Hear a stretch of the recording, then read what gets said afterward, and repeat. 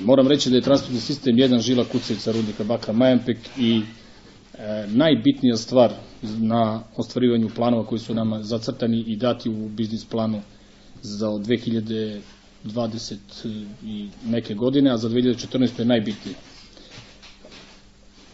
Uspeli smo zajedno sa RBB-om, tačnije Pogon Jama, da njihovi radnici dođu i da to uradimo u što kraćem roku, negde su predviđenja za jedno mesec dana, ali najbitnije je da će, što se tiče finansijskog dela, da bude mnogo jeftinije nego što je u prvom planu bilo zamišljeno i zacrtano.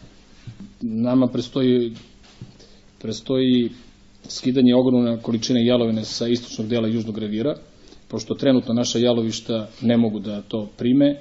Jedini izlaz je transportni sistem 1 koji odvlači jalovinu na odlagalište Ujevac. Znači da negde otprilike nekih 60-70 miliona tona jalovine mora da se preveze u narednih 2 godine preko tog transportnog sistema da bi obezbedili rudarenje na ovim prostorima u narednih 25 i više godina. Mi se sad nosimo sa tim problemima zbog velikih transportnih dužina i velikih uspona, imamo veliku potrošnju nafte, pokušavamo to da smanjimo, doduše kako da bi, ali to je vrlo teško. Transportni sistem treba da donese ogromne uštede upravo na kamionskom transportu. Trenutno radnici iz Majdanpeka rade na sanaciji mašinske opreme, to su člankasti dodavači. Ovaj dodavač iza nas već je u funkciji, ovaj dodavač ispred nas trenutno su završni radovi na montaži članaka, tako da će za 10 dana i ovaj deo opreme biti u funkcionalnom stanju. Ispod ovih dodavača se nalazi traka 2503 koja je takođe dovedena u radno stanje. Taj transporter baca jalovinu na transporter koji treba se ugradi u tunelu gdje smo malo pribili, gdje se trenutno izvode građevinski radovi.